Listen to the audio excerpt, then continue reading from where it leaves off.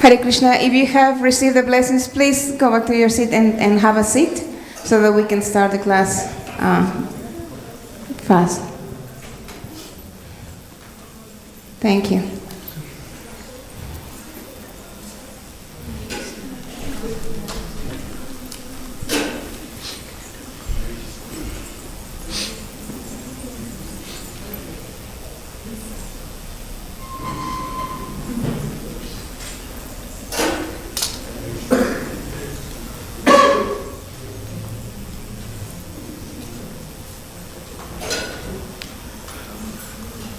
Hare Krishna. Again. Hare Krishna. Hare Krishna. Hare Krishna. Hare Krishna. Krishna Krishna. Krishna Krishna. Hare Hare. Hare Hare. Hare Rama. Hare Rama. Hare Rama. Hare Rama. Rama Rama. Rama Rama. Hare Hare. Hare Hare. Thank you for being here today. On behalf of our founder Acharya, His Divine Grace, A.C. Bhaktivedanta Swami Prabhupada, and our beautiful presiding lady, Sri Radha Madhavahari, welcome you to today's very special program. If any of you were attended the program last night, you'll see that was very important, a lot of introspection, a lot of things to think about it. So today we have part 2. And we are so happy to have with us His Holiness Swami V. Ashram. He's been practicing Bhakti Yoga under the direction of his spiritual master, His Divine Grace A.C. Bhaktivedanta Swami Prabhupada, since May of 1969. When he met Srila Prabhupada's disciples in Hawaii, he accepted the sannyasa order on Janmashtami 2012. How auspicious. During 40 years of household life, he served as head pujari, studied at Gurukula in Hawaii, and taught at another Gurukula in California. He also taught English at colleges and universities in California, Hawaii, and Florida for over 20 years. So that tells us why Maharaj has a lot of patience. He has taught Bhakti Yoga throughout the Hawaiian Islands, across the United States, in Central America and Poland. He's the author of Oh My Friend, exploring the inner life of His Divine Grace A.C. Bhaktivedanta Swami Prabhupada, as well as numerous articles for several Vaishnava websites and journals. He is currently based at ISKCON Center in Honolulu, Hawaii. Once again, Maharaj, thank you very much for your association, for being here with us, and for leading us into introspection of what Vaishnava Sadachar is supposed to be. Thank you so much. Hare Krishna.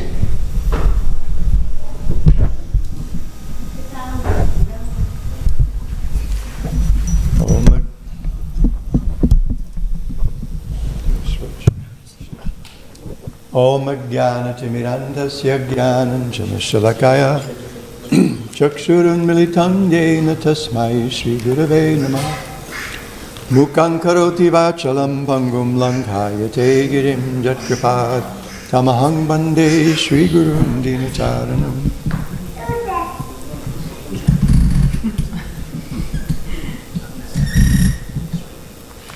Shri Chaitanya Manobhishtam Stapitam Yena Bhutale Swayam Rupa Kadamaham Dudati Swapadantikam Nama Om Vishnu Padaya Krishna Preshtaya Bhutale Srimate Bhaktivedanta Swaminiti Namane Namaste Saraswati Deve Gauravani Pracharine Nirvishesha Shunyavadi Paschatya Deshatarine Pancha Kalpatarubhyascha Kripa Sindhubhya Evacha Patitanam Pavanebhyo Vaishnavibhyo Namo Namah.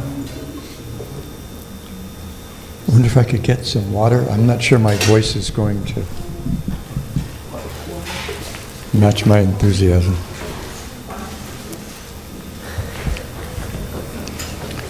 Oh, in case anyone wonders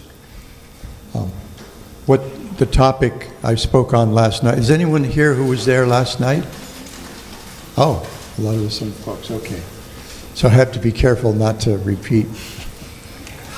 Actually, if I repeat anything, it's for emphasis. That's my story, and I'm sticking by it. Thank you. What in the world does this topic have to do with the essence of Vaishnava Sadachar? Certainly there.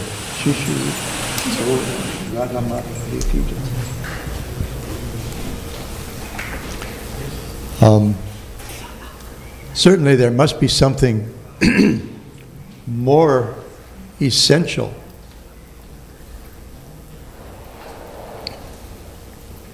But our teachers, our acharyas have taught us this important lesson. In one of his songs, Bhaktivinoda Thakur writes, Jive doya Krishnanam sarva dharmasar, that the essence of all religion is kindness to other living entities and chanting the holy name. And we read elsewhere that the essence of bhakti yoga is Jive doya, kindness to other living entities, Krishnanam, chanting the holy name, and Vaishnava sevana, serving the Vaishnavas. So, frankly, for myself, I accept the authority of Bhaktivinoda Thakur, but in case we want some further pramana or evidence, let's take a quick look. Some of this is from last night and some of this not. Okay, you're supposed to do what I say. So, one place we hear about the importance of associating with devotees is in the Bhagavad Gita. At the end of the Bhagavad Gita, in the 18th chapter, Krishna says, Ya imam paramam guhyam madbhakteshva abhidasyati bhakting mai param kritva mame vaishyati asangshayah. He says, for one who explains this supreme secret to the devotees, the secrets of the Bhagavad Gita, devotional service is guaranteed, and at the end he'll come back to me. And then he says, Nacha tasman manusheshu kaschin me priya kritama bhavita nacha me tasmaranya priyataro bhuvi. So we have an interesting word in here. He says, there's no servant in this world more dear to me than he, nor will there ever be one more dear.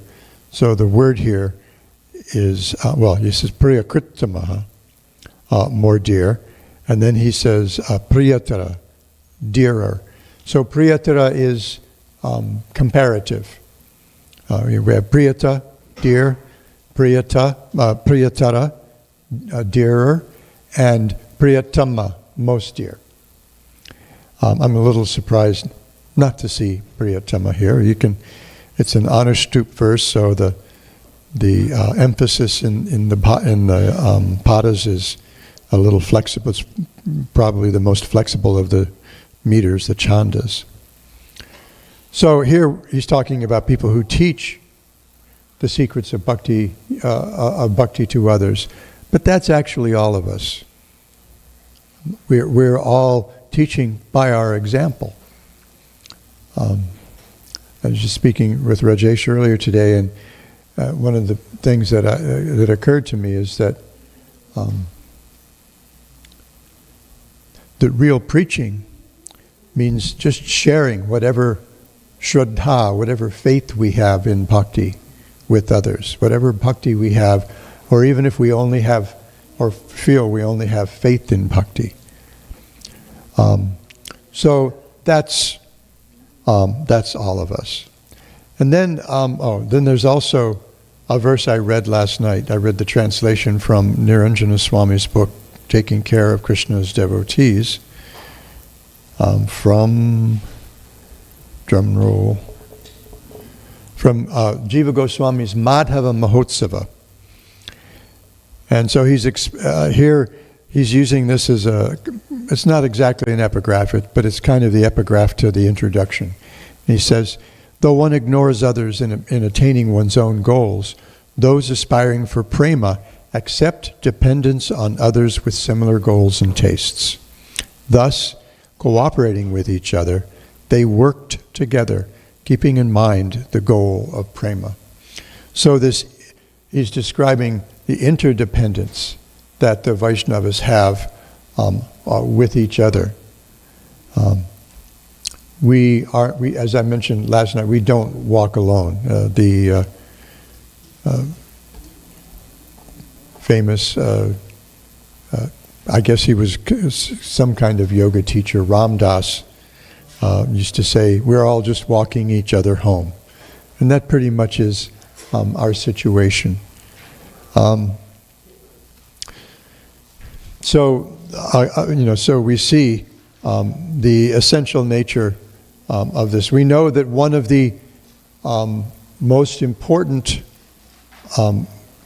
spiritual practices is sadhu sangha. We see this is Chaitanya Charitamrita, taking from the Bhakti Rasamrita Sindhu. I don't remember the Sanskrit verses right now in the Bhakti Rasamrita Sindhu. But in the 22nd chapter of Madhya Lila, when Lord Chaitanya is explaining the process of devotional service to Sanatana Goswami, he sums them up. And so then he says that these 5 particular practices are so powerful that any one of them or any combination of them can guarantee one complete success in spiritual life, can guarantee us Krishna prema. So he says, sadhu sangha, nama kirtan bhagavat shravan, maturavas srimurtira shraddhaya sevana. So the most powerful practices out of all the 64 practices that are discussed by Srila Rupa Goswami as the most important of spiritual practices, they're actually unlimited. But for those of us who are in the practitioner stage, these 64 things are all very important. But among them, these 5 are most important. Sadhu Sangha, associating with devotees. Nam Kirtan, chanting the holy name. Bhagavat Shravan, hearing topics about Krishna. Hearing Srimad Bhagavatam, Bhagavad Gita, Mahabharata. Krishna says in the Bhagavad Gita, Matchita madgata prana bodhayanta parasparam katayantas chamam nityam tushyanti cha ramanti cha.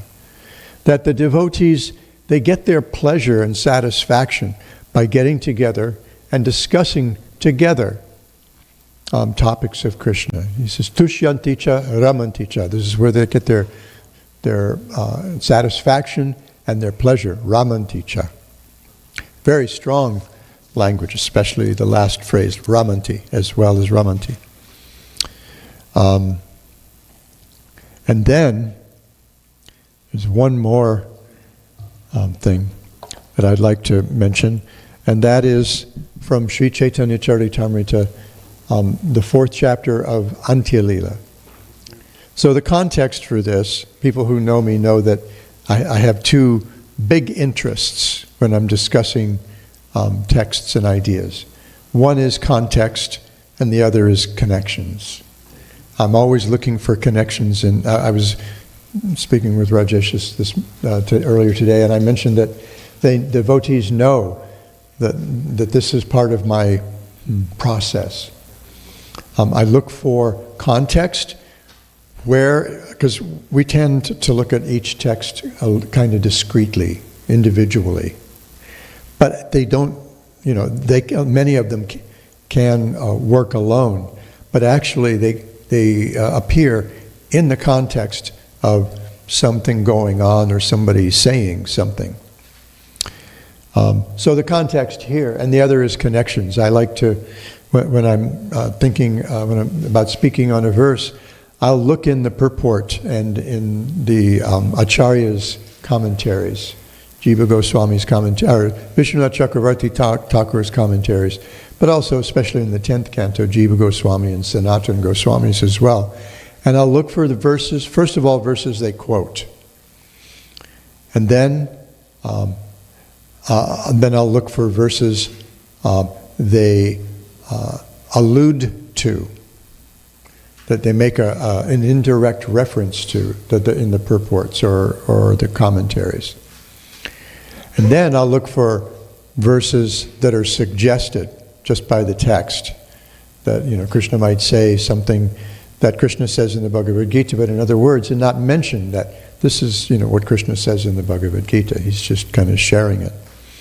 And what I'll do is I'll look at those verses, and I'll read the purports to those verses, and then I'll find verses in those purports, and look at those verses and read. I might do this 3 or 4 times.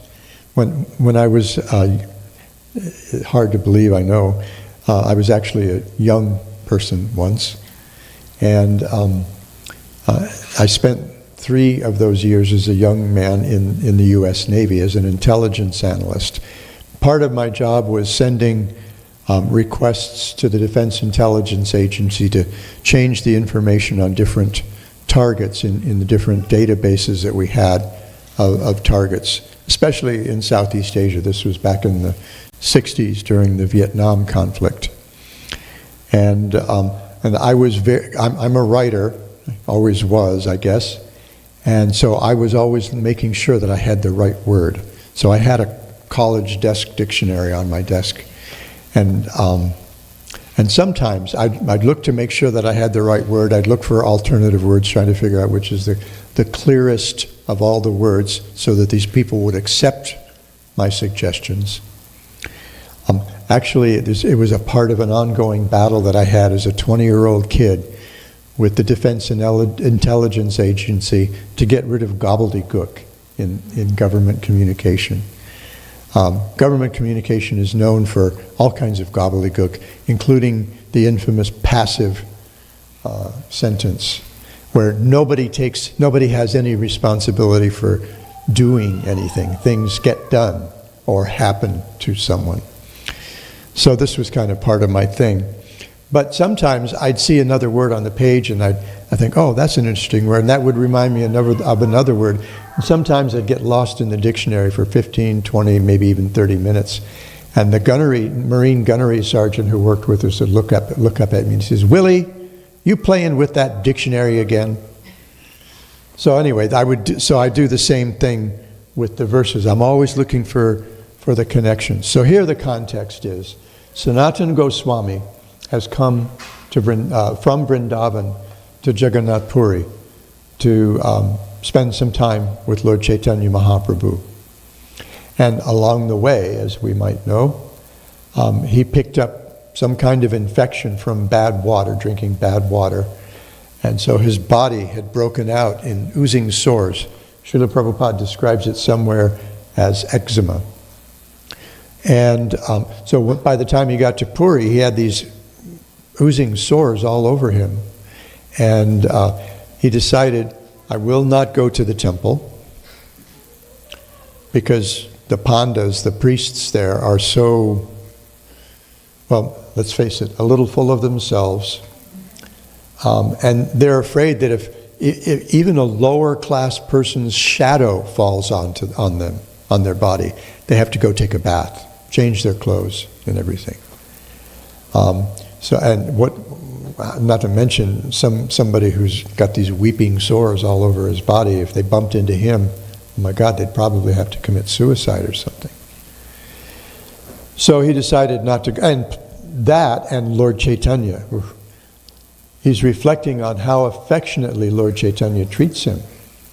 Every time Lord Chaitanya sees Sanatana Goswami, beginning with their very first meeting, he would throw those long arms of his around him and draw him to his breast, give him a big hug. And so Sanatana Goswami was thinking, I don't want that. Nope.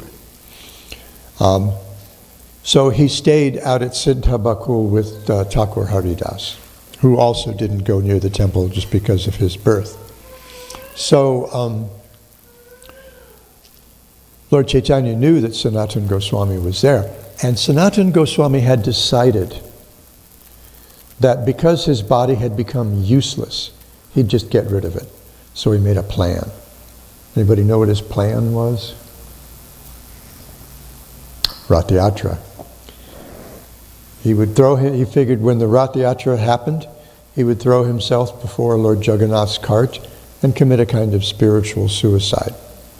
Lord Chaitanya knew Sanatana Goswami's heart. So Lord Chaitanya would come to see Sanatan and Haridas. And he came to Sanatan, he says, don't even think about this plan. This is a bad idea.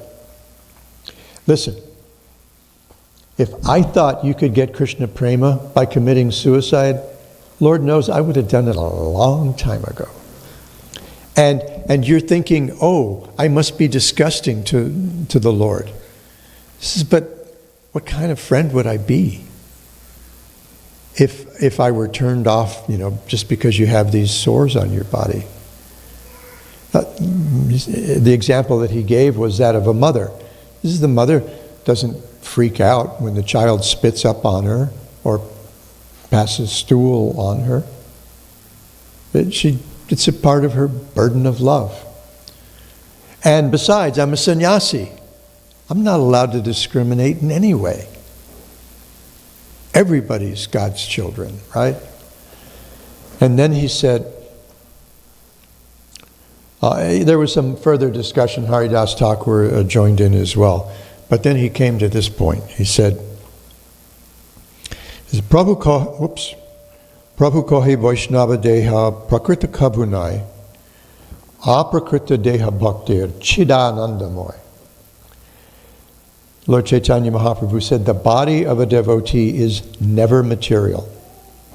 It is to be considered transcendental, full of spiritual bliss. And then he said, this is a very important verse, he said, Diksha kale bhakta kore atma samarpana, sei kale Krishna tare kore atma sam. Said, at the time of initiation, as a devotee surrenders to the Lord's service, Krishna accepts that devotee.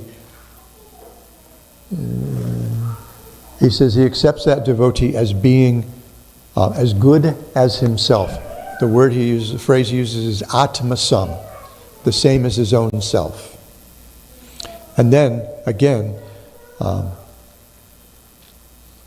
he says in the next verse, "Se deha kori tara chidanandamoy aprakrita dehi tana charana bhajai." Again with the chidanandamoy, right? He says, when the devotee's body is thus transformed into spiritual existence, the devotee in that transcendental body renders service to the lotus feet of the Lord. So here he's not talking about our spiritual body in the sense of a siddha deha, but he's talking about our spiritualized body in the form of our sadhaka deha, the practitioner's body. So he's making a very, very strong point here. In 2 out of these 3 verses, this verse, Diksha Kale Bhakta Kore Atma Samarpana, that at the time of initiation, as the devotee surrenders unto me, Krishna accepts his body as being as good as his own. And he frames that. The 2 verses before and after, immediate verses, describe the devotee's body as Chidanandamoy, composed of spiritual substance.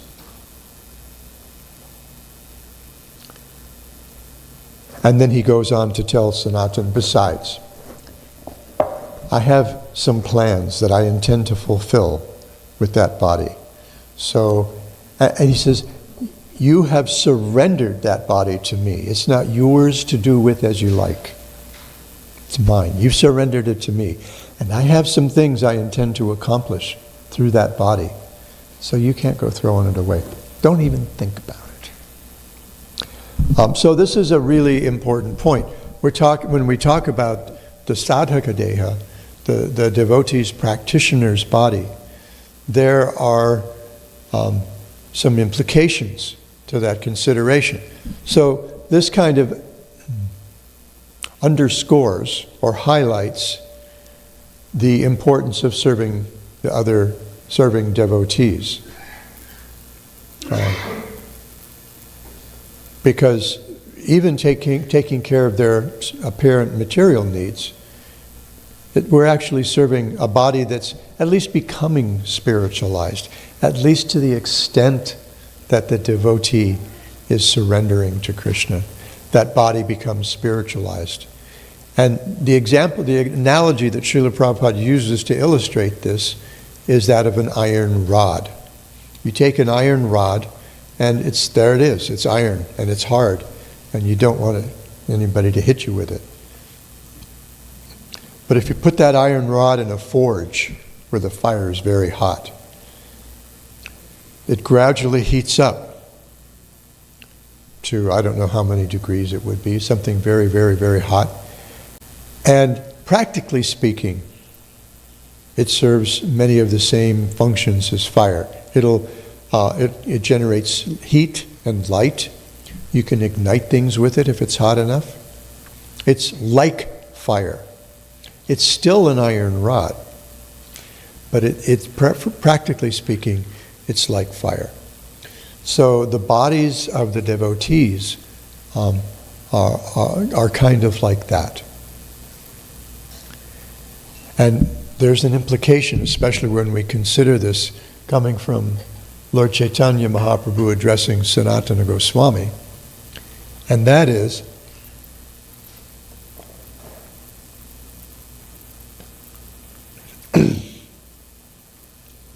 if we're surrendering our bodies to the Lord's service, they're also not ours to do with as we like. Again, all those who love having a microphone in their face, raise your hand. Not me. This is all a little awkward. Oh, throat lozenge, how handy. I don't know where it came from. Perhaps it was descended from the heavens.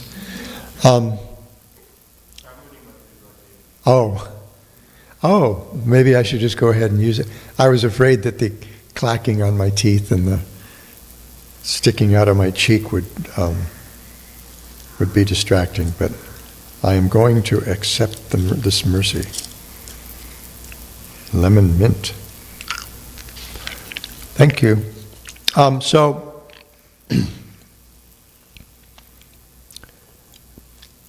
This means that our bodies are also not ours to do with as we like. We need to take care of our own bodies. So this is what I wanted to do with part 2, is talk a little bit about self-care.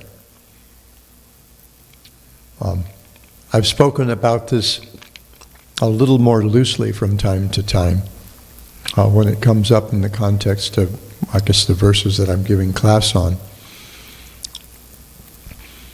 But we can best serve the devotees when we take care of ourselves. When Srila Prabhupada was in Hawaii in 1969, March of 1969, I hadn't met him yet. I was still I was on the same island, but I was still in the Navy, and I was on the other side of the island. And actually, I hadn't met the devotees yet at all either. So I didn't even know about Srila Prabhupada. But he spent 3 or 4 weeks around Gaur Purnima time at the little temple that the devotees had on the windward side of the island of Oahu. And there were 2 devotees there who were a little sickly, Govindadasi and Jadurani, a couple of Prabhupada's earliest disciples. And both excellent artists, both very devoted to serving Srila Prabhupada. So he had these sickly devotees there. And he wrote down on a brown paper bag. Anybody here old enough to remember brown paper bags? That's how we used to take our lunch to school. When we didn't have lunch boxes, we had brown paper bags. So he wrote on a brown paper bag and posted it in the kitchen at the house that the devotees were living in. 4 priorities that we need to observe. Any guesses as to what is priority number 1 in Srila Prabhupada's book? Oh, you've heard this before. Number 1 priority is health. 2nd priority was chanting. 3rd priority was service. 4th priority, studying, reading. 1st priority is health. Because if we don't have our health, we can't serve. If we're just lying around being sick all the time, we can't do much, we can't really do much service. So we need to take care of our health.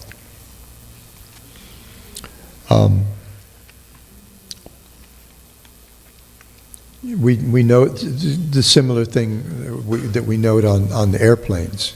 When the plane's about to take off, the flight attendants get up and they do their safety demonstration, right? And when they get to the oxygen mask, they always tell you, if you're sitting next to a child or someone who can't take care of themselves, put your mask on first. Put your oxygen mask on first, and then put the child's or old person's or whoever's oxygen mask on. Put your mask on first and then take care of the other. Because if you're not taking care of yourself, how are you going to take care of them? So this was an important priority for Srila Prabhupada. He was very, he liked especially new devotees, to eat sumptuously and unlimitedly, but he also cautioned us, eating too much will affect your health. So, and we know that he followed a diet that was sort of prescribed by Ayurveda. He didn't have the kind of dietary restrictions that seem to be common among devotees nowadays. It wasn't vegan, wasn't gluten, well, not even vegan. I don't know how he might have responded if we had brought up, oh, Prabhupada, we should have our Sunday feasts vegan. Oh man, would you hear the word ghee kind of loud? Gluten-free, all the things that so many devotees need to observe nowadays because the environment has changed so much, I guess. But he wanted us to eat. He wanted us to eat sumptuously, but he also wanted us to eat in a way that would help us maintain our health. And enough so that we could keep going. We were all skinny. Most of us we were all really skinny. And that doesn't mean we didn't eat a lot. We ate as much as we could get, but we were also really active all day from 3:30, 4 o'clock in the morning until, well, when I first joined, we weren't all getting up for Mangal Arati at all the temples. That started in about June, I think, of 1970. But we were just always going all day long, sometimes until 11:30 at night. We were out on Sankirtan, we'd do Kirtan in the temple, we'd go out on street Sankirtan, as Srila Prabhupada called what we now refer to as Harinam Sankirtan. I guess as to be distinguished from book distribution Sankirtan. And so we were always active, plus we were young. So our bodies were kind of like nuclear furnaces or something. But we generally maintained our health partly because we were active, were so active. So this is actually also an essential daily practice. Sadachar means regular practice, daily practice. And that is taking care of ourselves. Srila Prabhupada, Krishna tells us in the Bhagavad Gita, I'm trying to remember the Sanskrit and it eludes me at the moment, but Krishna's in the 6th chapter, when he's talking about yoga, he tells Arjuna that you've got to be regulated in eating and sleeping. And he says you can't be a yogi if you're not regulated in your habits of eating, sleeping, working, and recreation. Don't forget that last word. It's okay to go play sometimes. Get into a game of pickup basketball or go swimming. And in Hawaii we like to go Well, when I was a brahmachari, we went body surfing. Now there are devotees who they have surfboards, and even devotees who live in the temple, a couple of them have surfboards, and they go surfing. That's their workout. That helps them stay healthy. Nowadays, I used to be a runner, a surfer, bodyboarder, ocean swimmer. Now I go for walks.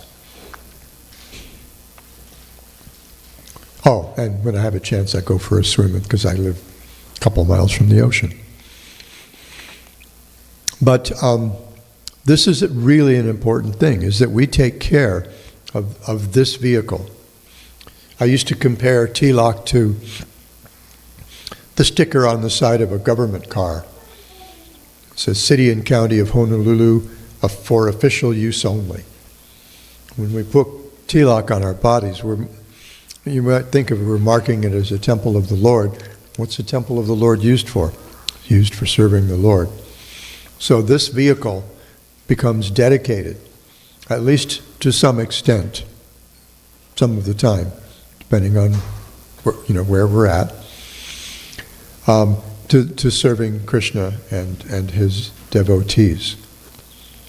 That's the proper use for it. And we need to maintain it nicely. Just as with our car. We need, when you have a car, it's a good idea to develop a habit that once a week, check the air pressure, check the fluids, right? And check the oil. And then I guess depending on how much you pay for your oil when you get an oil change, every 3,000 or 5,000 miles or 3 or 5 months, whichever comes first, we have to take our cars in for an oil change. And I remember when I was a kid, my dad insisted on teaching me to take care of the cars. So every Saturday morning before I could go hang out with my friends, he'd have me under one of the cars, working on one thing or another. The most fun was giving the car a lube job. You take the grease gun and you find the nipples for the different joints in the car, stick it on there, and you pump fresh grease in, clean grease in, until all the old dirty grease has come out, and you inevitably get some on you. So that that was a lesson that I learned. You take care of the car. I remember I realized at one point that I had neglected oil changes. It might have been partly because I was away at school or something, I don't remember. And then I came back and I found that the crankcase was frozen because the oil had turned into sludge because it was so dirty. So that was a problem. So we want to take care of this vehicle so that we can use it in Krishna's service. That's also Vaishnava Seva. Because, we have to try to understand, to the extent that we identify ourselves as dasa anudasa, as servants of Krishna's servants, and thereby servants of the Lord himself, that makes us very dear to him. And this is one thing that so when we talk about taking care of ourselves, it's not just the physical body. We need to make sure that we work in a safe environment. We live in a safe environment. If you've got black mold growing in your house, probably not a big problem here, since there's no water anywhere.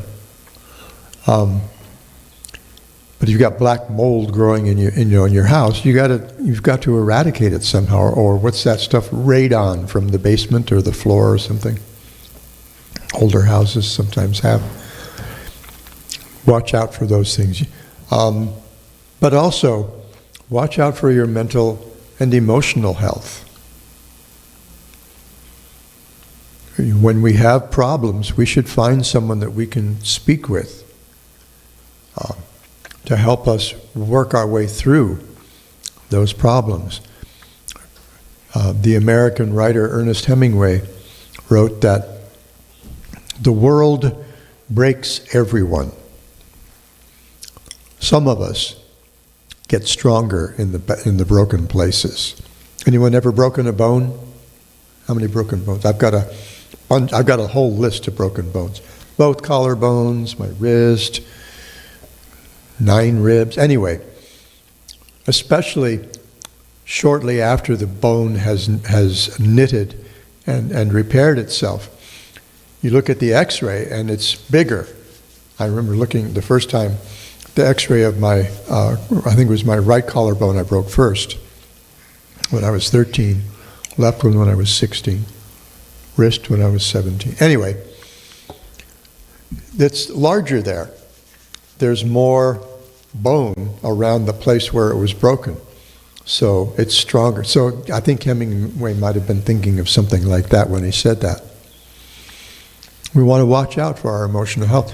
Make sure that our workplace isn't an emotionally toxic place. It should be emotionally safe as well. And our home. We need to protect ourselves against what we've come to call intimate partner violence. So if we or our kids are unsafe in our own home because mom or dad or maybe big brother or somebody is just out of control and always either inflicting or violence on someone or threatening violence, you need to get out of there. Either get the dangerous person out of there, or get out of there yourself. When we deal with other people, we need to have defined where our boundaries are. What people can say to us, and it's going to be different for everybody, right? My buddies, they can call me any darn thing, right? Any name. Prabhupada told one of my godbrothers, yeah, when I was young, we had names for each other too. So, but someone who doesn't know me, if they said the same thing to me, oh, that's not happening. I'm going to resent that person for a long time unless somehow that we're able to clear the air. And when there are interpersonal problems, we need to actually confront those and work our way through those. And then we have to take good care of our spiritual life. Take good care of our spiritual practice. So if that practice includes chanting a certain number of rounds every day, we need to be careful about scheduling time, making that space, sacred space in our day, to spend that time with Krishna. Because that's what japa is. It's you and me time with Krishna. There shouldn't be distractions. I remember once when we moved to the mainland from Hawaii back in the mid-'80s, all of a sudden I had long distances to drive sometimes. I think it was 45 minutes to get to the nearest city, which was Visalia, California. And that's a long drive when you live on an island like Oahu. 45 minutes is a long drive. It means you've gone to the other side of the island. If you've been driving for an hour and a half, you've probably already been there. So 45 minutes, and I was thinking, and straight roads. Once we got out of the mountains, the road was in the valley was just kind of straight. And I thought, I've seen people chanting japa when they drive. Let me check it out, try it out. Didn't work out for me. What I found was I'm neither paying attention to the road like I should, nor am I paying attention to my japa like I should. So it was dangerous, and it was just kind of ineffective japa, or at least that's how it felt, like shooting blanks. So we make space for that. We make time for hearing Srimad Bhagavatam. We make time for worshiping our deities at home, if we have deities at home, or doing some service for the deities at the temple that our community maintains.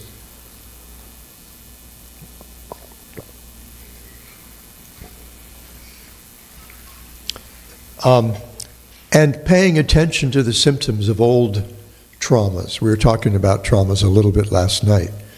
I think we pretty much established everyone has some trauma, plenty of trauma in our background. Whether it's physical or emotional trauma, that's there. And that leaves scars. I was actually about to make a pun. That leaves some scars. Some scars. Leaves impressions on our subtle body, our mind and intelligence. And can interfere with our making spiritual progress.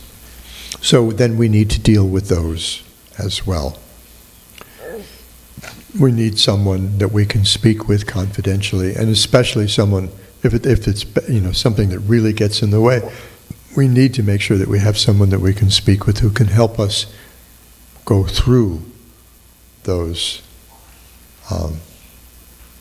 scars, get through those samskaras, deal with the results of that trauma. And then there was just one other thing I was thinking.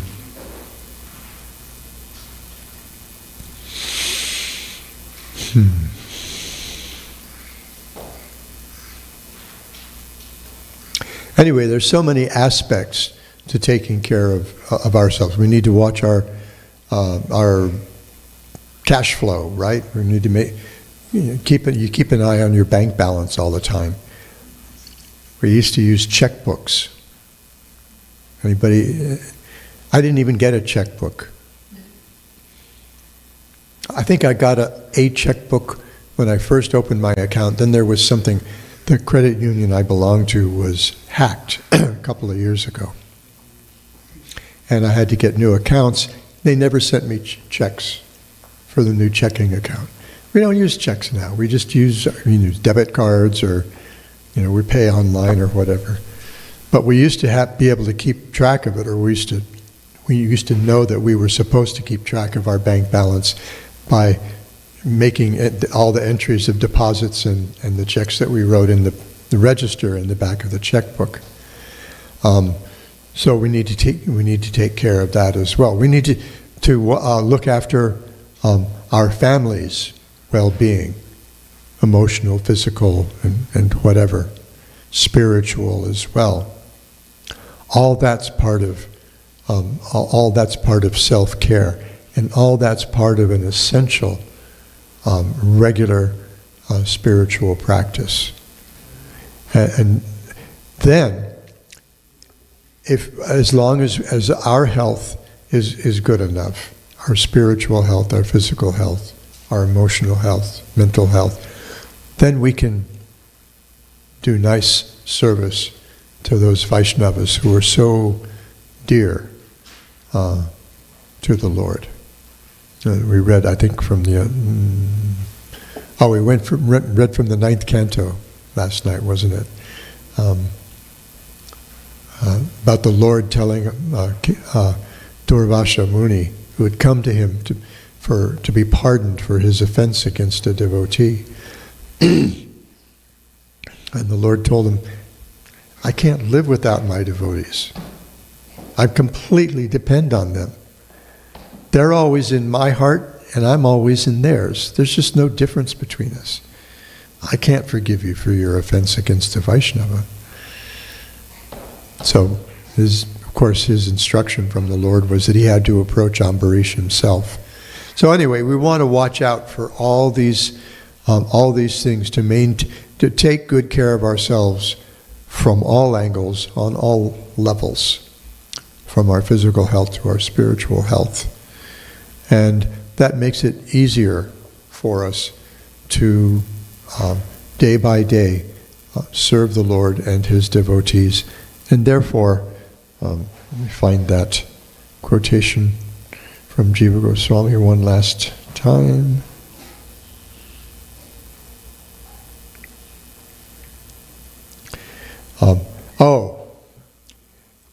One last thing before I read this, about sadhu sangha, that important anga of sadhana bhakti.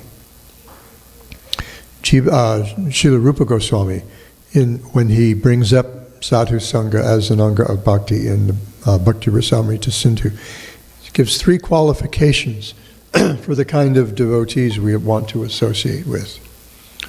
It says swajati ashaye, snigdhe, and svatovare. Oh, I did talk about this last night, didn't I?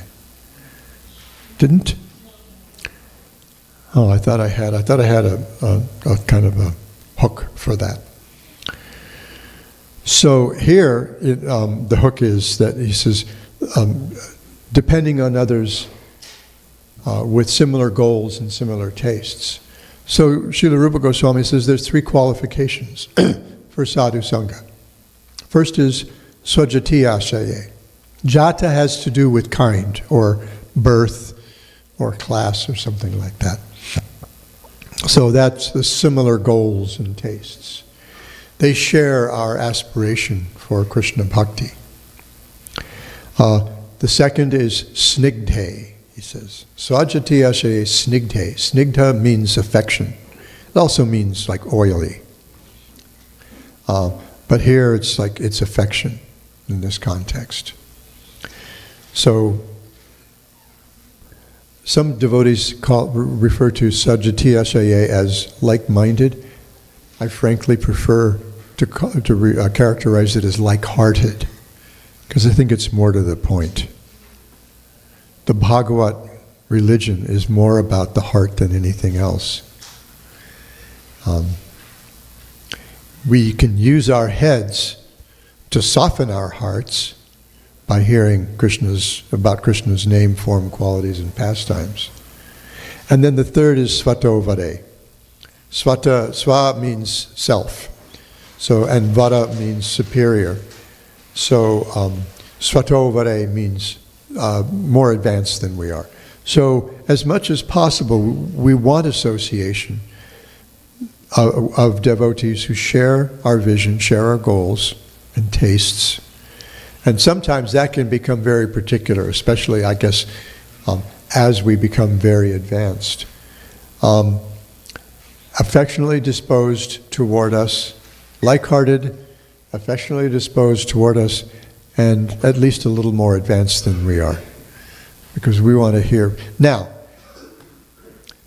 that brings up something that we were discussing earlier today as well.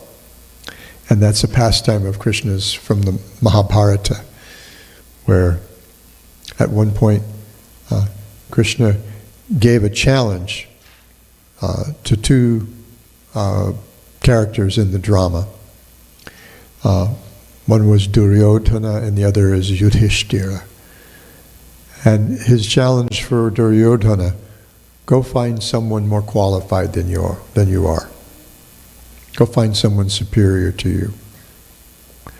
And his instruction to Yudhishthira, his challenge to Yudhishthira was, go find someone inferior to you. Find someone less qualified than you are. And they both came back empty-handed. They both came back having failed at their mission. King Yudhishthira, because he is a Vaishnava, humility is like his heart. And it was impossible for him to find anyone less qualified than he. Duryodhana, on the other hand, a little bit of a bird of a little different feather, right?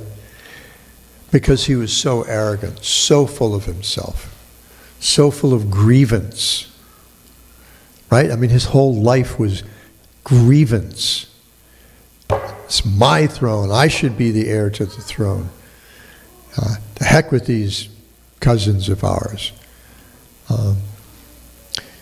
I'm sometimes tempted to say, when I was talking last night about family, I think I mentioned, I was sometimes tempted to say that their first cousins are almost like brothers. Sometimes Prabhupada calls them cousin brothers. And,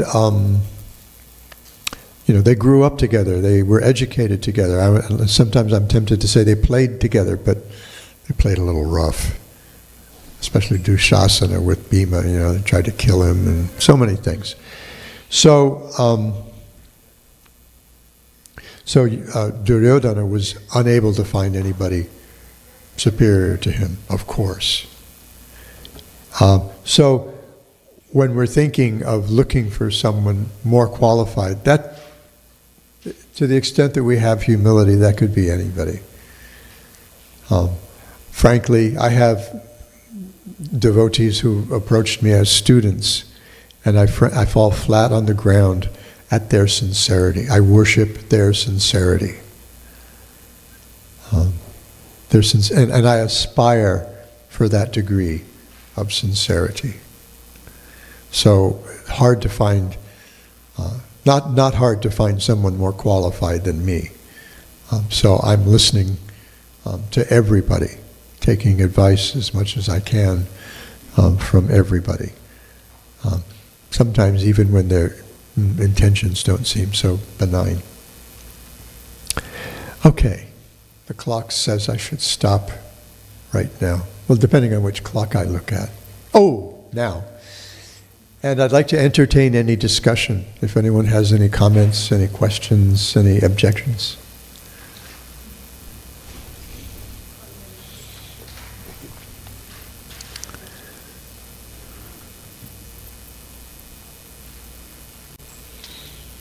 I guess if I were Phil Donahue, who was an old daytime talk show host, I'd be carrying the microphone to the audience myself. Hare Krishna Maharaj. Hare Krishna. For the nice, very wonderful lecture. And then also the emphasis on self-care, because usually we don't see self-care as Vaishnava care. So that emphasis coming back again from yesterday and today, I really appreciate that.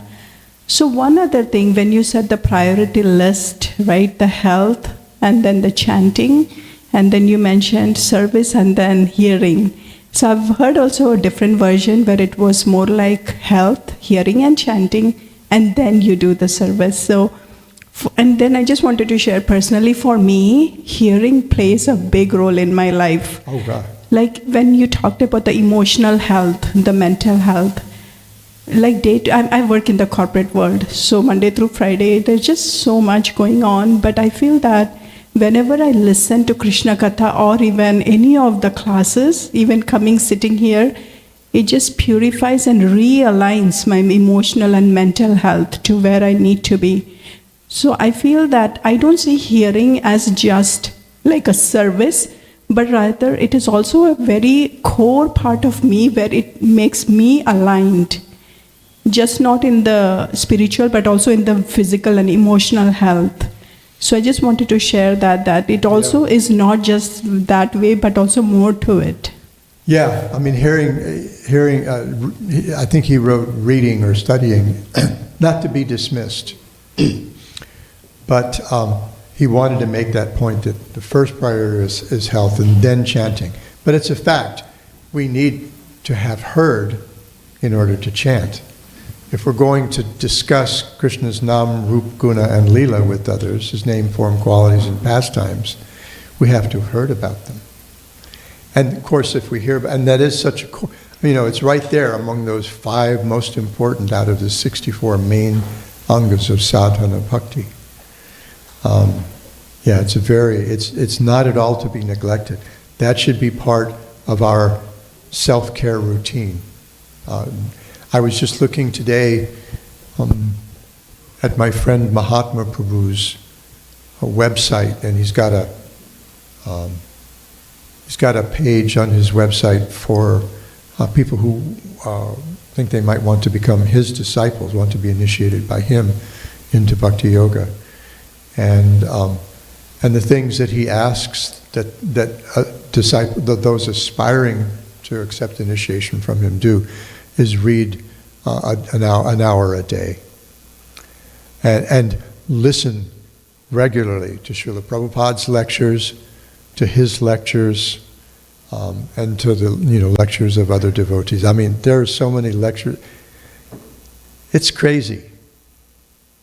You get on the YouTube, and if your algorithm's right, what's going to come up is well, sometimes for me it's Stephen Colbert or some surf video.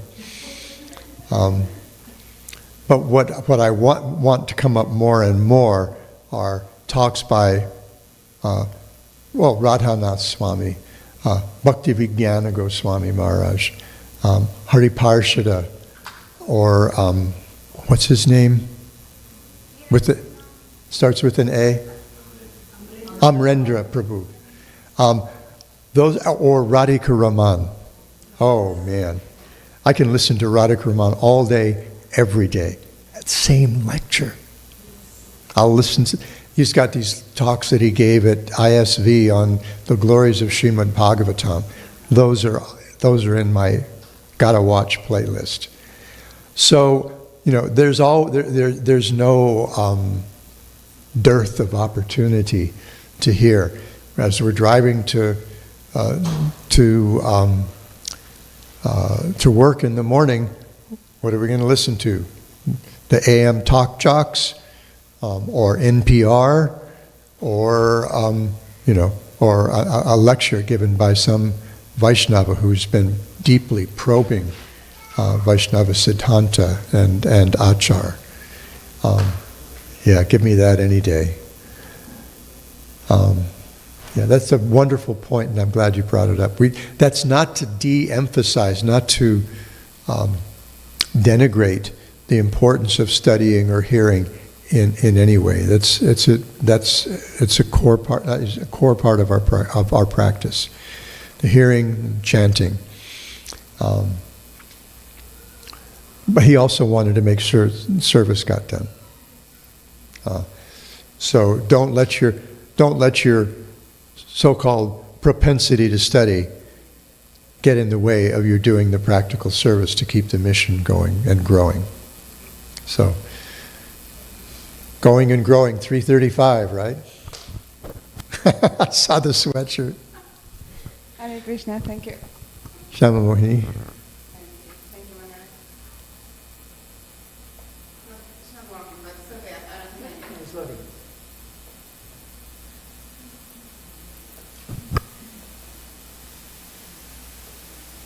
I think we can have it.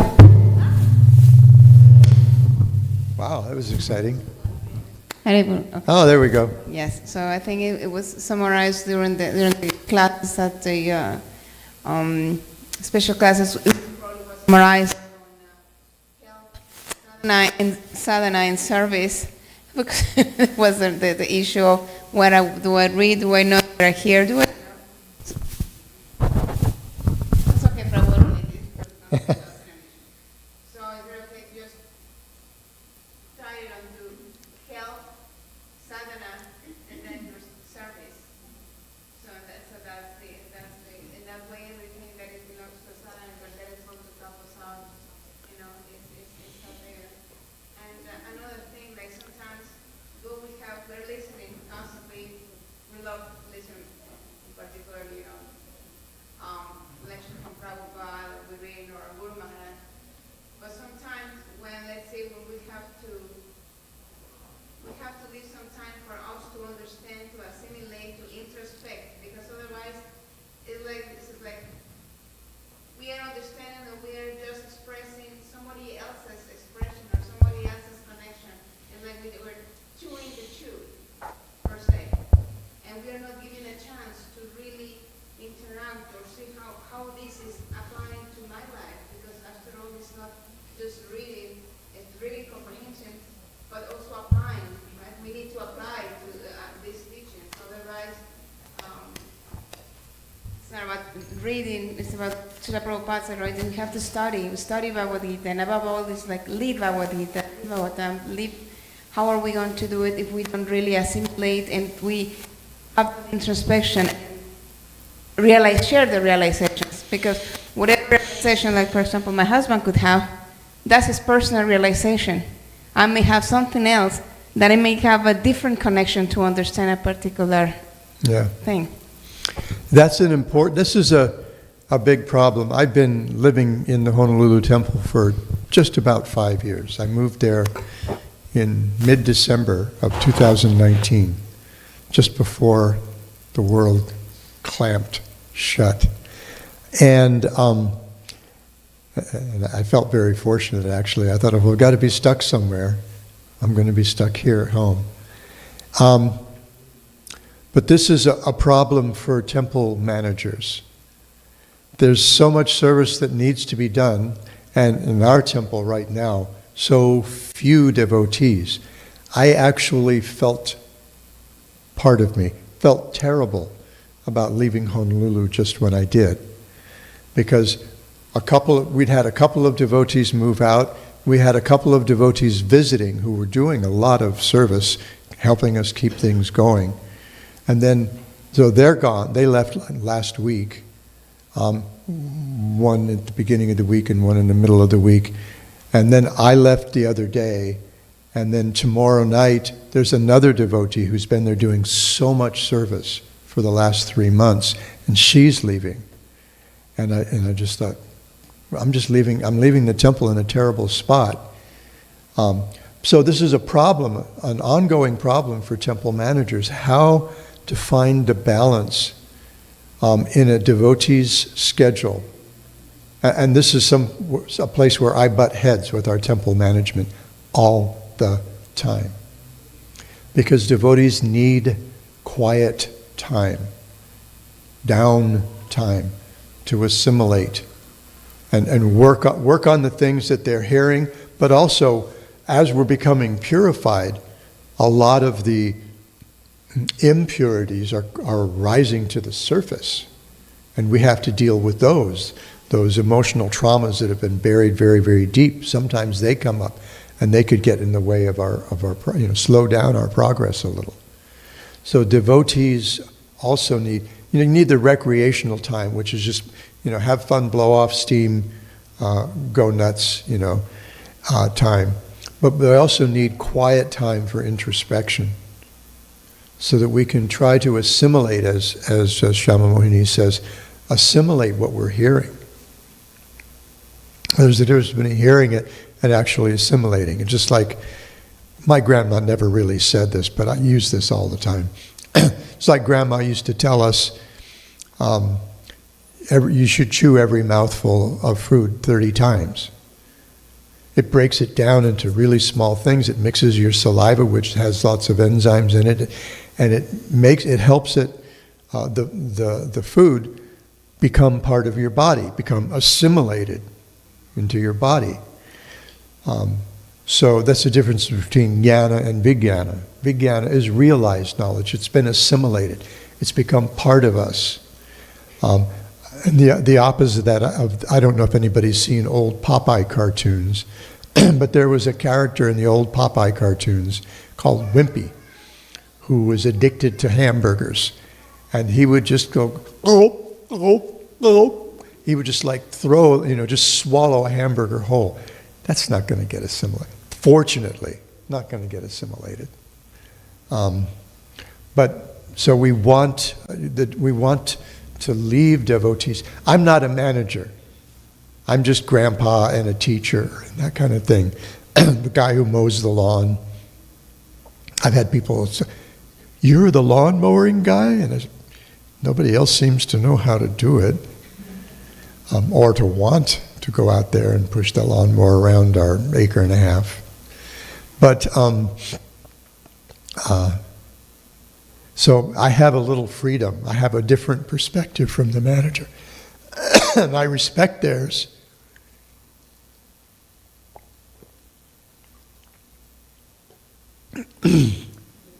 But I frankly see myself as the devotee's advocate. Is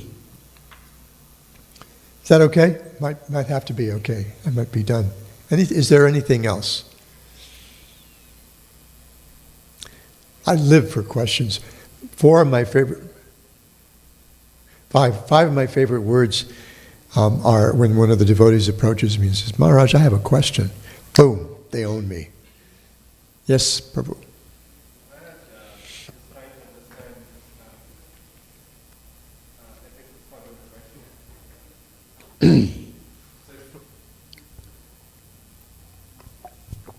So like yours, like when Prabhupada was here on this planet, like yourself, all of you actually dedicated yourself completely to the service of Srila Prabhupada. You didn't think about your health, you didn't think about your money, right? Completely seldom. We were a little nuts, a little out of balance. So my question is like, when we think about it, always I can portray, right? Okay, you want me to think about my health? Okay, I need to go to gym, spend a couple of hours, come back, apply face pack. Oh, a couple of hours? I mean, I can portray that way, right? So what I'm trying to get to is, in the name of health, there's always that I can justify myself that, okay, I need to... So where is the balance and how to understand? Well, each of us has to, as we were speaking last night, in another context, the context of associating with colleagues and family members and friends. We have to kind of fiddle around a little bit and find where that is, where that sweet spot is for us. How much exercise do I need? When I used to go surfing or bodyboarding, when we lived in San Diego, I knew, okay, I had a watch that would withstand my getting clobbered by the waves, and so I knew, okay, I can go out for this today. I can go out for an hour and a half because I've got a meeting at such and such a time, or I've got to go teach a class, or I've got a stack of papers that needs to be graded, or I've got some duty at home, something I need to do with my kids. Well, my kids would go surfing with me, or something like that. So we need to figure out, there are days when I could have stayed out another 2 hours because the waves were that good. But I knew, okay, I'm coming out here, take care of myself. Got my recreation, my exercise, everything all wrapped up in one. And when I get back, when I get out of the water, I'm going to feel like $1,000,000. And I'm going to feel so much better for having done this. But if I stay out too long, I know, I've got 14 rounds left today. Or something, because I did Didi Seva this morning instead of Japa or something, or I've got all these papers, and you're going to feel anxious when you get back. You'll feel like $1,000,000 until you sit down to the task that you've put off for too many hours. So we try, and that means we have to be honest with ourselves. That's also a really important thing, is always being honest with ourselves. We need that time for introspection. How am I doing? The Bhagavatam tells us, there's a verse in the 11th canto, one of the Navyogenas, I think Havi or Kavi, one of the first two is speaking. And there's a verse, Bhakti Pareshano Bhavo Viraktan Anyatra Cha Tri Eka Kala. It's a verse that I sometimes see as our gauge. How do I know I'm making spiritual progress? 3 things are supposed to happen simultaneously. Bhakti, well, that's inherent in the activity itself. Pareshanubhava, some experience of the Lord, some direct experience of the Lord. Sometimes that just means a good kirtan, or the deities were dressed so nicely that our heart jumps out of our chest. Something as simple as, it doesn't have to mean a spurti like Dhruva Maharaj had, where the Lord Vishnu actually comes personally to see him. And then viraktir anyatracha, detachment from other things. Just very much as, not just as, but very much as when we eat a meal, how do we know we're actually eating? Well, 3 things happen simultaneously and progressively as we eat. Tushti, pushti, and kshudapaya. So tushti means pleasure, pushti means nourishment, and kshudapaya means relief from hunger. And they're kind of parallel with the 3 in the other part of the verse. So we always need to be honest. We need time for introspection, time to check on ourselves. How am I doing? Just as when you get older, we've got our pulse oximeters and our blood pressure gauges. We wear smart watches that tell us, okay, what's my heart rate right now? If you pay enough for a smart watch, it's got an oximeter on it. I've got a low-end model.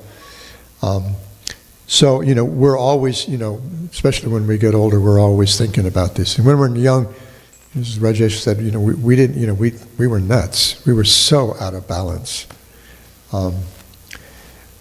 But in a way that actually made a really strong spiritual foundation, and we started figuring the other things out later.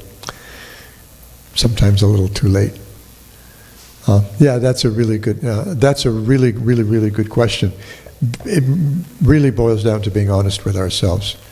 Am I stiffing my sadhana? Am I stiffing my family for my workout?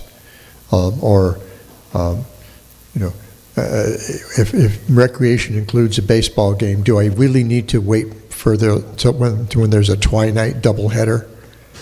I can go see one baseball game. That's entertaining enough. Although baseball is notorious for being not much happens, and all of a sudden there's a little burst of activity. Everybody's kind of standing around, picking their ears and making signals and spitting stuff on the turf. So just mainly it's being honest with ourselves. Being introspective, being honest with ourselves. Anything else?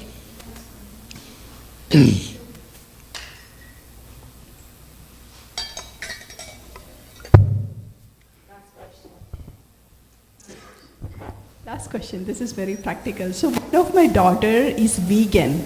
Pardon? She's vegan, very Okay. strong vegan. And she's always challenging me because, of course, right here we use milk products, dairy products. So that has been always the thing where she says, what American industry is, dairy industry, and then how could you justify having milk and milk products when you know what the cows are going through? Krishna loves cows, and how can you justify having all of this? So I did go vegan for 1 year, but then I reverted back. So I just wanted to hear your perspective, like how could we do that living here, right, in US? I also have a vegan daughter. My older daughter, Krishna, she's 48 now, but she became vegan when she was 19. She read one too many PETA pamphlets on the dairy industry. And this actually happened when we were at a food co-op in San Diego. My wife and I were doing the shopping, and Krishnamai was standing there at the carousel with the PETA pamphlets. And she was reading the ones about the dairy industry. And when she got in the car, she was very sullen. She said, "I'm vegan." I said, "I get it. Part of me wants to be vegan because this whole milk industry is so awful, brutal, unthinkable. I just can't do it." And so our kind of solution was that I was also buying milk from some devotees who raised cows. They raised zebus about an hour and a half from the temple. And she would take that milk.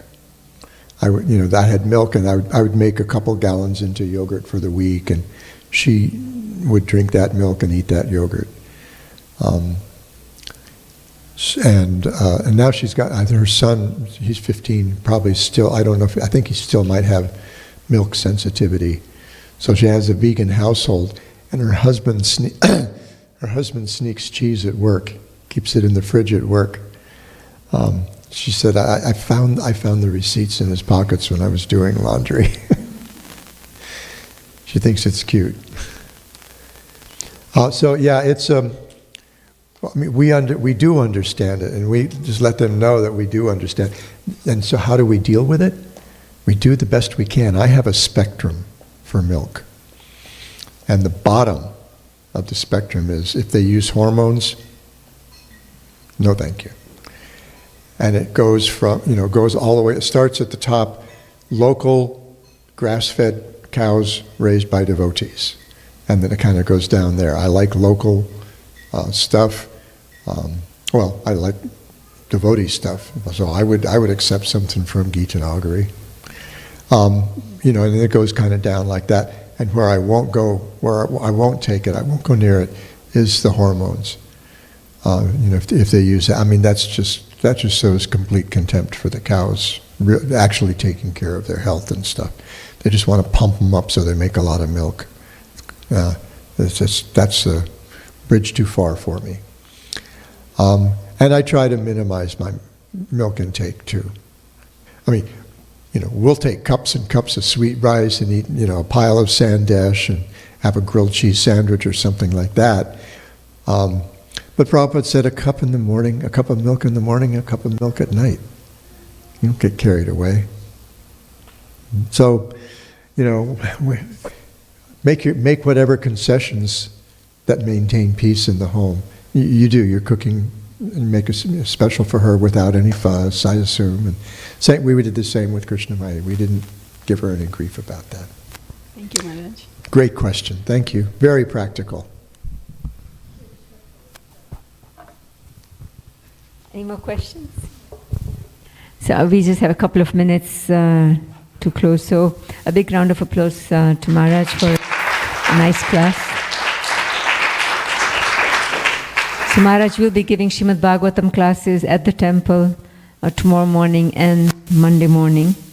And the class is also by Maharaj at the temple. Tomorrow's title is Instructions of King Prithu. That's from Srimad Bhagavatam. So please join us tomorrow evening for the Sunday Feast program that starts at 5 o'clock with Arati followed by class. Children will also have their classes, and then we'll have Prasadam. We have on December 8th, we have children's program, children's Mela. Make sure that you attend that program and encourage our children. There will be no program on that day. The children's Mela program, the Sunday Feast program, is moved to the morning from 10 till 2. So they're going to put a lot of effort in that, so make sure you join us. On December 7th, the Vaishnavis will meet for the talks and craft program to prepare for the Mela the next day. And then we have Japa retreat coming up in December 13th, 14th and 15th of December with His Holiness Romavad Swami. Just before that, on December 11th, we have Gita Jayanti. So make sure that you come to the temple. We're going to be reciting Srimad Bhagavad Gita from 6 to 8, and then Prasadam will be served, and then there'll be Shayan Arti after that. Any more? I think there's one more program that maybe I've got everything covered. Anyways, please visit our website and our Facebook page for anything else that I might have left out.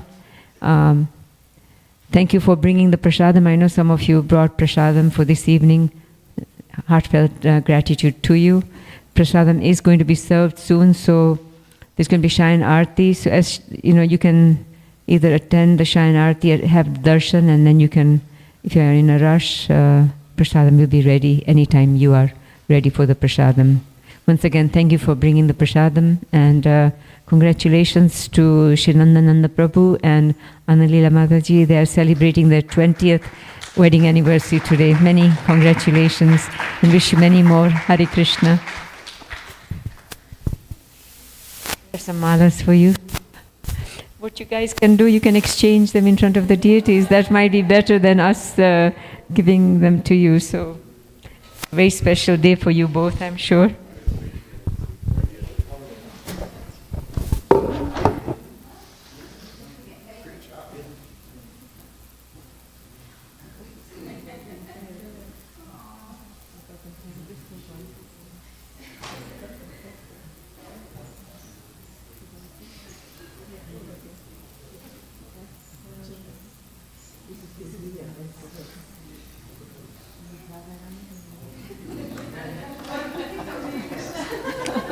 I will get out of the picture.